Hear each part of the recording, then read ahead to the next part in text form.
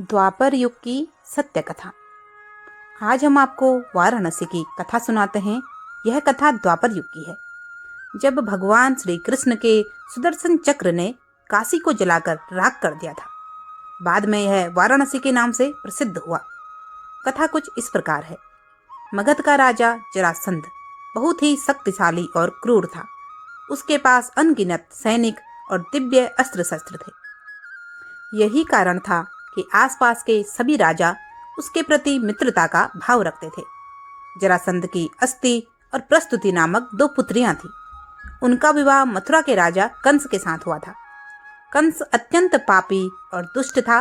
प्रजा को उसके अत्याचारों से बचने के लिए भगवान श्री कृष्ण ने उसका वध कर दिया। दामाद की मृत्यु की खबर सुनकर जरासंध क्रोधित हो उठा।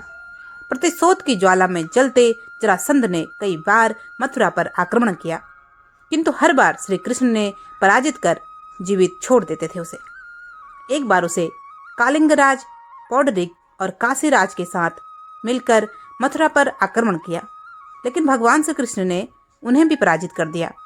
जरासंध तो भाग निकला, किंतु पौंडरिक और काशीराज भगवान के हाथों मारे गए। काशीराज के बाद उसका पुत्र काशीराज बना और उसने श्री कृष्ण से बदला लेने का निश्चय किया। वह श्री कृष्ण की शक्ति जानता था, इसलिए उसने कठिन तपस्या कर भगवान शिव को प्रसन्न किया और उन्हें समाप्त कर वर मांगा। भगवान शिव ने उसे कोई अन्य वर मांगने को कहा, किंतु वह अपनी मांग पर अड़ा रहा। तब शिव ने मंत्रों से एक भयंकर कृत्य बनाई और उसे देते हुए बोले, वत्स, तुम इसे जिस दिशा में जाने का आदेश दोगे, यह उसी दिशा में स्थित राज्य को जलाकर राख कर देगी। लेकिन ध्यान रखना, इसका प्रयोग किसी ब्राह्मण भक्त पर मत करना, वरना इसका प्रभाव निष्फल हो जाएगा। यह कहकर भगवान शिव अंतर्ध्यान हो गए। इधर दुष्ट कालायवण का वध करने के बाद श्री कृष्ण सभी मथुरावासियों को लेकर द्वारका गए। काशीराज ने श्री कृष्ण का वध करने के लिए कृत्या को द्वारका की ओर भेजा। काशीराज को यह ज्ञान नहीं था कि भगवान श्री कृष्ण ब्राह्मण भक्त हैं, इसलिए द्वारका पहुंचकर भी कृत्या उनका कुछ अहित न कर पाई। उल्टे श्री कृष्ण ने अपना सुदर्शन चक्र उनकी ओर चला दिया। सुदर्शन भयंकर अग्नि उबलते हुए कृत्य की ओर झपटा। प्राण संकट में देख कृत्या भयभीत होकर काशी की ओर भागी। सुदर्शन चक्र भी उसका पीछा करने लगा।